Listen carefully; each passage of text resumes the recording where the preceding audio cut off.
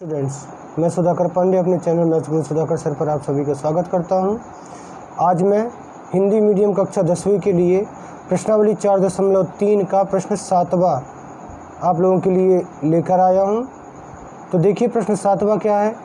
दो संख्याओं के वर्गों का अंतर 180 है। मतलब दो संख्याएं हैं जिनका वर्ग करके हम घटाते हैं तो कितना आता है 180। ठीक है। अब आगे क्या दिया है कि छोटी संख्या का वर्ग बड़ी संख्या का 8 गुना है। कह रहा है कि जो छोटी संख्या है उसका वर्ग बड़ी संख्या का क्या है 8 गुना है। तो आपको वो दोनों संख्याएं ज्ञात करनी है। ठीक है। तो देखिए छोटी संख्या बड़ी संख्या में संबंध नहीं दिया हुआ है, यहाँ संबंध दिया है छोटी संख्या के वर्ग और बड़ी संख्या में। ठीक है।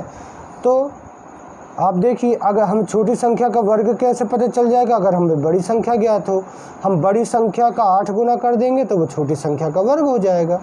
ठीक है। तो देखिए कैसे करेंगे। हम इसमें बड़ी संख्या का क्या मान लेंगे कि माना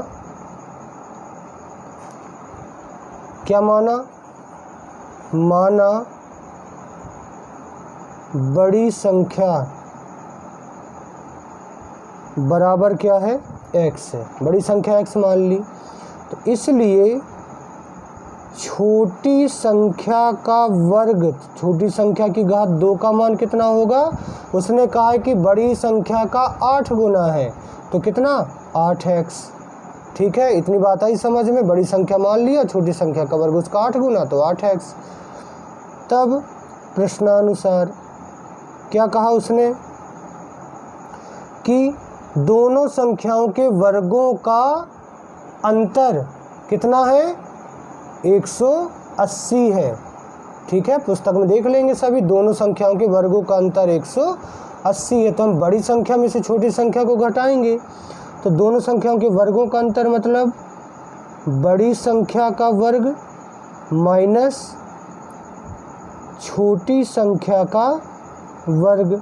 इन दोनों का अंतर कितना है 180। बड़ी संख्या मतलब x, तो ये x का वर्ग ऋण छोटी संख्या का वर्ग। तो ये देखिए छोटी संख्या का वर्ग बराबर 8x, तो ये 8x। इसमें घात 2 नहीं लगेगी क्योंकि ये घात 2 का ही मान है। ठीक है। बराबर 180। 180 का पक्षांतर कर लीजिए तो x² माइनस 8x ऋण 180 बराबर 0। ये बन गया आपका वर्ग समीकरण। अब इसे सूत्र विधि या गुणनखंड विधि से हल कर दीजिए। तो हम आपको सबसे सरल विधि कौन सी होती है, सूत्र विधि। तो सूत्र विधि से हल कीजिए। सबसे पहले इसकी तुलना करके ABC के मान निकालिए। तो समीकरण 1 की तुलना किससे करेंगे, ax की घात 2 धन bx धन c बराबर 0 से करने पर कीजिए। बोलिए a बराबर x² का गुणांक कुछ नहीं तो 1, b बराबर ऋण 8 और c बराबर ऋण 180। तब सूत्र लिखिए। क्या होता है x बराबर minus b plus minus √ b² minus 4ac बटे 2a। चलिए अब इसमें मान रखिए। ये माइनस और b का मान ऋण 8, इसलिए उसे कोष्ठक में 2 चिन्ह हो रहे। फिर धन ऋण करनी b का मान ऋण 8 और b की घात 2 तो ऋण 8 की घात 2 ऋण 4 गुणित a मतलब 1 गुणित c मतलब ऋण 180 बटे 2 गुणित a का मान 1।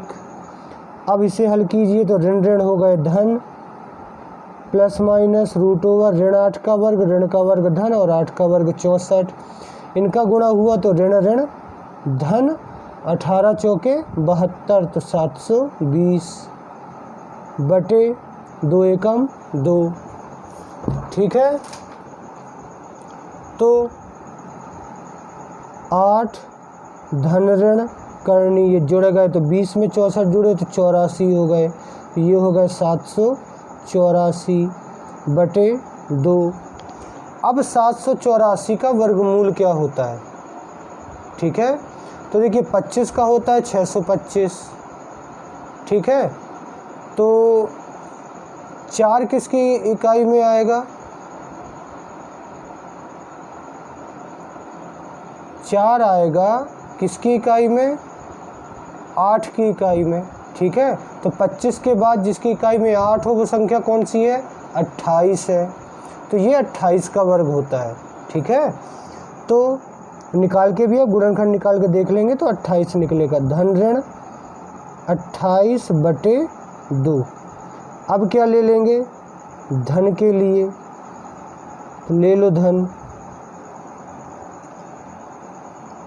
धन आप लेंगे तो क्या आएगा?